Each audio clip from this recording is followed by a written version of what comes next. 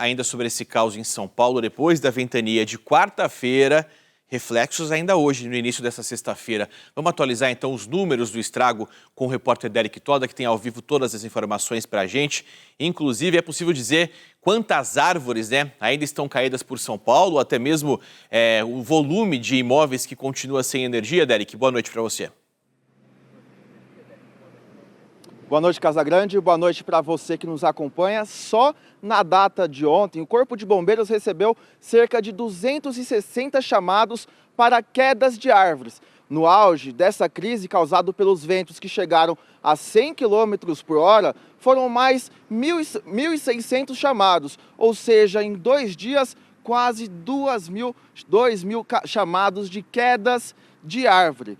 No auge dessa crise, 2.200.000 imóveis ficaram sem qualquer sinal de energia elétrica. A gente está falando de casas, apartamentos, comércios, pontos de condomínio e outros imóveis. Só que agora ainda 1 milhão de imóveis estão sem luz. Isso significa que nesse período de 36 horas, em média, a Enel recuperou 33 mil imóveis por hora. Caso continue nesse mesmo ritmo que a Enel tem trabalhado, os imóveis só vão ser recuperados por completo lá de domingo, no começo da tarde. E isso pode ter uma explicação, de acordo com a apuração da nossa colunista Raquel Landim. Ela obteve um relatório realizado pela Prefeitura, que analisou imagens de câmeras de segurança do sistema Smart Sampa, e das 7h30 da manhã até 7h30 da noite, apenas 10 carros rodaram da Enel em toda a capital paulista.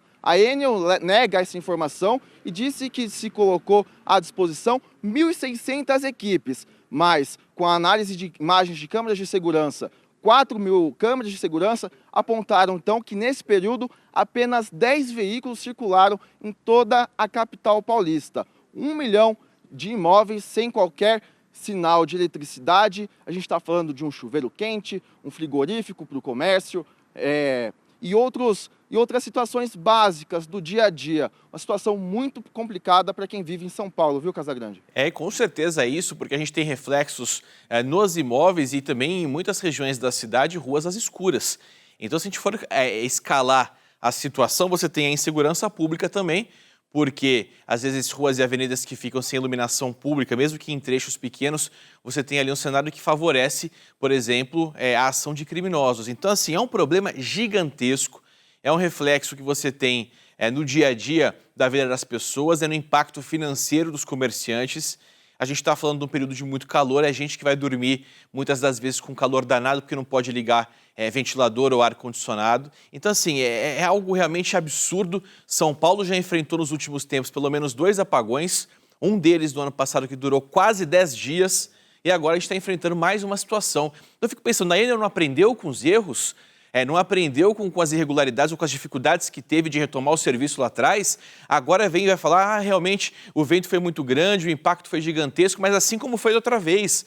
Então, assim, não é possível que uma empresa da dimensão da Enel, o histórico que se tem de operação internacional, que é responsável pela operação na maior cidade do país, não consiga se preparar, não consiga ter um plano de contingenciamento, não consiga ter um plano emergencial para colocar em prática para resolver a situação.